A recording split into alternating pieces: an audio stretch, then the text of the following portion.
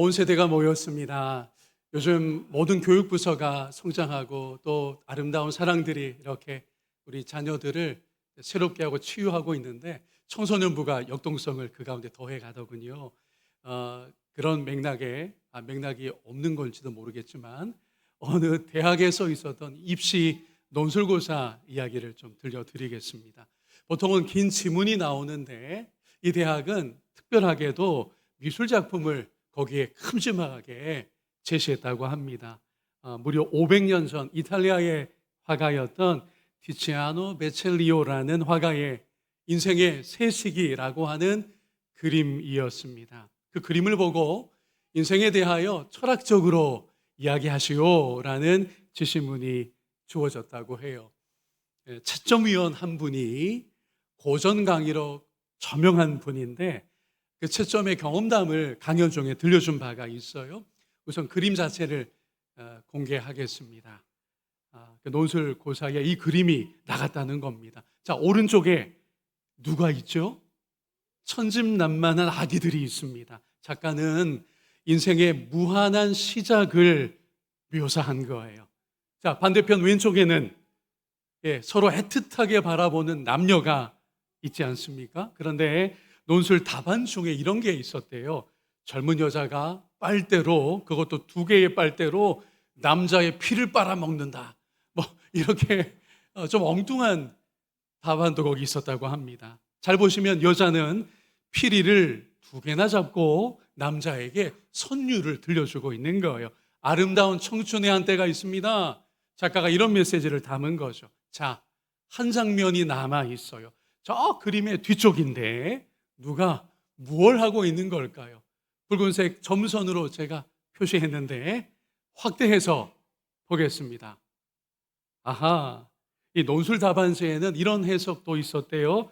노인이 들판에서 감자를 먹고 있다. 아니죠. 감자로 보였던 것은 실제로는 2개의 유골, 해골이었던 것입니다. 이걸 그린 이 티치아노라는 화가는 인생의 끝이 있습니다 라는 주제를 여기 포함했던 거예요. 자, 오늘 이 자리에 어린 세대가 함께하고 있는데, 아니 목사님 너무 좀 무거운 주제 아닙니까? 라고 할지도 모르겠어요. 우리가 읽은 전도서 본문에 따르면 결코 그렇지 않습니다 라는 소리를 들을 수 있습니다. 오히려 살아있는 자는 특별히 젊을수록 죽음이 있다는 것을 명심하시오, 이렇게 말씀하고 있어요. 이런 뜻에서 잔치집에 가는 것보다 어디에 가는 게 더 유익할 수 있다고 말씀하고 있죠. 초상집에 가는 것이 더 유익할 수 있습니다, 이렇게까지 말씀하고 있습니다. 본문을 다시 들여다 보겠습니다. 초상집에 가는 것이 잔치집에 가는 것보다 나으니 모든 사람의 끝이 이와 같이 됨이라. 산자는 이것을 그의 마음에 둘지어다 라고 하십니다. 여기에서 잔치집은요, 현재의 즐거움만 자꾸 키우는 그런 현장들이에요. 클럽이 될 수 있습니다. 파티만 따라다니는 사람들일 수 있어요. 그런데 초상집은 어떻습니까? 왜 초상집에 가는 것이 더 신자에게, 모든 산자에게 필요하다고 말씀할까요? 초상집은 인생 전체를 보게 함으로 그렇습니다. 아하, 저렇게 돈 많은 분도 죽었네. 권력 있는 저 사람도 생을 마감했네. 그렇구나, 인생의 끝이 있지 라고 인생 전체를 보게 하는, 유익이 있는, 성숙하게 하는 현장이 초상집이라는 거예요. 사람이라면 이 안목이 있어야 한다라고 우리에게 아울러 들려주고 있습니다. 여러분, 인생의 끝이 있습니다. 전도서의 말씀입니다.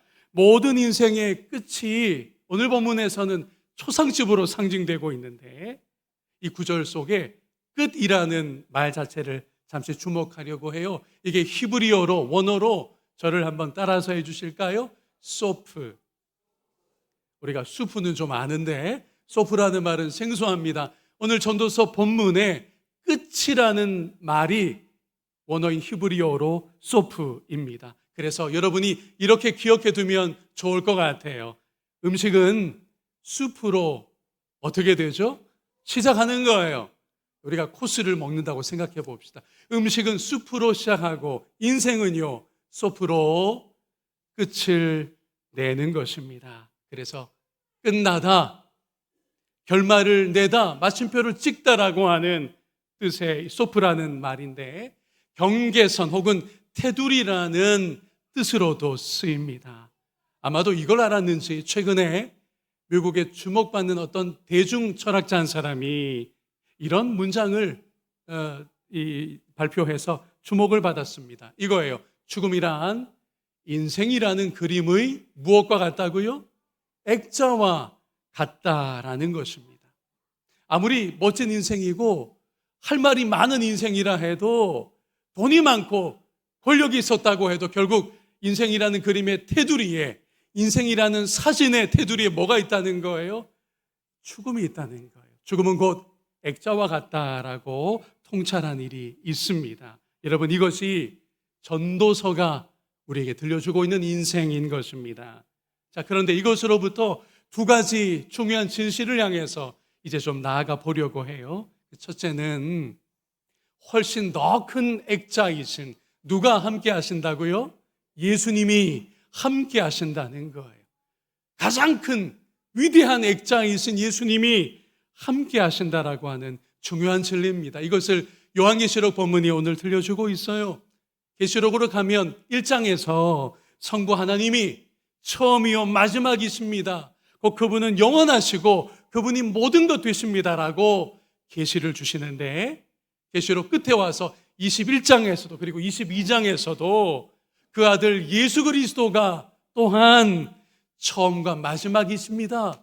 그리스도 알파벳을 들어서 알파요, 또 마지막 글자인 오메가입니다. 시작과 그 마지막에 성자 그리스도께서 계십니다.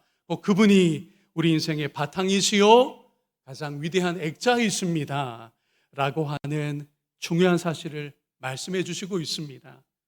우리 예수님이 이와 같으신데, 예수님은 참 생명이십니다. 그분은 부활이십니다. 우리 인생이 이 땅에서는 죽음으로 틀 지어져 있지만 생명의 주이신 예수 그리스도께서 영원히 우리의 가장 든든한 액자로서 함께 하시는 줄 믿습니다. 이것을 계시록 본문에서 이렇게 약속해 주시고 있어요. 예수님을 향하여 신실함을 지키는 이들은 마지막에 생명의 물을 마시게 될 것이다, 생명의 샘이 주어질 것이다 라고요. 또 내게 말씀하시되 이루었도다, 나는 알파와 오메가요 처음과 마지막이라, 내가 생명수 샘물을 목마른 자에게 값없이 주리니 라고 하는 약속입니다. 주님 앞에 어린 양이신 그리스도께 믿음을 지킨 이들은 목마른 자라고 일컬어지는데 마지막에 재림 때 생명수 샘의 초대를 받는다는 겁니다. 그런데 여러분, 왜 목마르다고 할까요? 믿음을 지킨 하나님의 사람들을 왜 목마르다고 할까요? 예수님이 산상설교로 이미 들려주신 바가 있어요.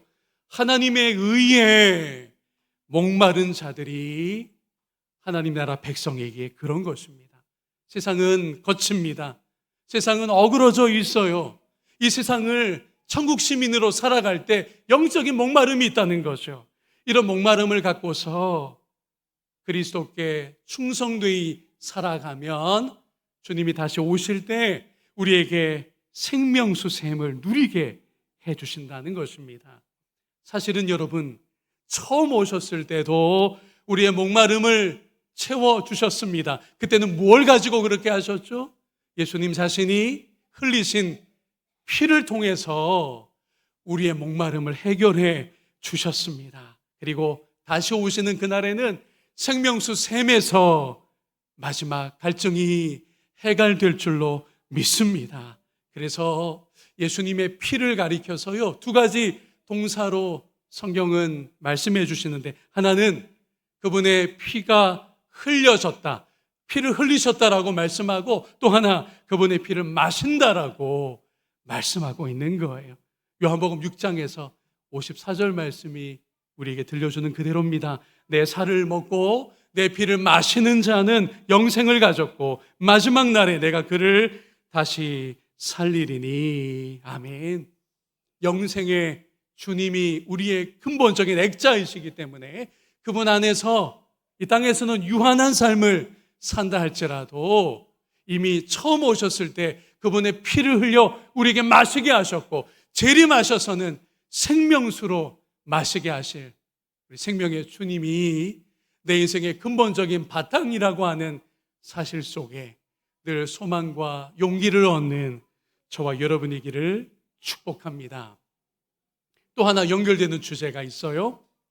이 땅 위의 삶이 유한하지만 우리가 그 삶을 살아갈 때 액자 속의 작품으로서 살아간다라는 중요한 진리입니다. 우리는 하나님의 선한 일에 참여하도록 이런 명품의 삶을 살도록 의도된 것입니다. 그래서 우리 서로를 좀 이렇게 표현하며 격려하면 좋겠어요. 당신은 하나님의 작품입니다. 우리가 예수 그리스도라고 하는 궁극의 액자 안에 오늘의 삶이 놓여져 있다고 한다면 이 삶을 살아간 우리의 삶은 작품입니다. 그런데 어떻게 해서 작품이 되느냐? 하나님의 선하신 뜻을 이루며 사는 삶으로 이미 구별되었기에 우리가 유한한 삶 가운데 있으나 작품으로서의 삶을 오늘도 살고 있는 것입니다. 우리 에베소서 2장 10절이 실제로 이것을 들려주고 있는데 새번역 성경으로 함께 보겠습니다. 우리는 하나님의 작품입니다. 선한 일을 하게 하시려고 하나님께서 그리스도 예수 안에서 우리를 만드셨습니다. 그러니 우리 하나님의 선하신 뜻을 조금이라도 이루어가는 하늘아버지의 뜻이 하늘에서처럼 내 삶 속에서도 우리 주변에서도 조금이라도 한 뼘이라도 이루어질 수 있는 일에 저와 여러분이 쓰임받아 작품으로서의 삶이 정말 그렇게 이루어지는 일들이 앞으로 많아질 수 있기를 소망합니다. 목사님, 그거 어떤 삶인가요? 좀 너무 뜬구름 잡는 것 같은데, 그리고 저는 어려요. 어떻게 하늘의 뜻을 저의 작은 삶으로 내가 이룰 수 있는 걸까요? 라는 질문이 있을 수 있습니다. 제가 조금 뒤에 어느 두더지가 이걸 해나갔다라고 제가 좀 소개하려고 합니다. 자, 그런데 우리 하늘아버지의 뜻은, 선하신 그분의 일은 저는 이렇게 믿습니다. 이 시대에 무엇보다 평화를 이루는 데에 있습니다. 우리 마태복음 5장 9절을 새번역 성경으로 읽으며 하나님의 뜻을 확인할까요? 평화를 이루는 사람은 복이 있다. 하나님이 그들을 자기의 자녀라고 부르실 것이다. 아멘. 개역 개정에는 화평케 하는 자는 복이 있나니 라고 되어 있습니다. 오늘날 곳곳에 평화가 사라져 갑니다. 우리 사회가 정치적 진영 논리에 휩싸여서 날마다 대립하고 날마다 서로 죽일 듯이 미워하고 있어요. 그런가 하면 이번 월드컵에서 조별리그를 처음으로 통과한 남아공이라는 나라는요, 하루 노동으로 겨우 1만 원 벌기에도 허덕이는 흑인들이 너무너무 많이 있습니다. 이렇다 보니 남아공 흑인들이 더 가난한 나라에서 온 흑인들을 차별하고 무참히 공경하는 일이 지금 벌어지고 있어요. 경제적 평화가 이미 무너진 나라의 서글픈 현주소입니다. 최근에는 초등학교 6학년 두 어린이가 PC방 카운터에서 돈을 훔치고서 그곳을 지키고 일하는 여자 어른을 조롱한 일이 있었다고 해요. 세대 간의 평화가 깨뜨려지고 있는 겁니다. 하나님의 뜻은 어찌하든 화평하게 되기를, 평화의 길에 하나님의 사람들이 참여하기를, 일꾼 되기를 바라고 계시거든요. 근데 어느 두더지가 이 일에 쓰임받은 적이 있습니다. 여러분이 떠올리는 대로 두더지는 뭐 하며 살까요? 네, 땅을 파는 거죠. 이처럼 이 주인공 두더지가 열심히 땅을 팝니다. 주어진 이 일을 어제도 오늘도 하고 있어요. 유일한 즐거움이 있는데 그건 하루 일과가 끝나면 텔레비전 앞에 편안한 의자에 앉아서 시청하는 겁니다. 하루는 멋진 바이올린 연주가 나온 거예요. 이것이 동기가 되었습니다. 하나님은요, 이런저런 상황으로 우리에게 동기를 주시곤 합니다. 바이올린을 주문했어요. 처음으로 켜봅니다. 어떤 소리가 났을까요? 너무 서툴러서 땅 위의 새들도 기겁하며 저 멀리 떠나가려고 합니다. 자, 이럴 때 중요한 건 꾸준히 낙심하지 않고 더 해나가는 것입니다. 그랬더니 드디어 좋은 선율이 나오길 시작했어요. 이제는 새들뿐 아니라 사람들에게도 고단한 하루를 위로할 수 있는 음악이 된 거예요. 그렇게 계속 악기를 켜는 사이에 저 땅 밑에 자기 집에서 인간 세계에서는 전쟁이 벌어지려는 상황이 된 거예요. 물론 두더지는 이걸 전혀 모르고 있습니다. 놀랍게도 두더지의 땅속 연주가 파괴와 죽음 직전에 무엇을 도모하는데 중요한 디딤돌이 되었을까요?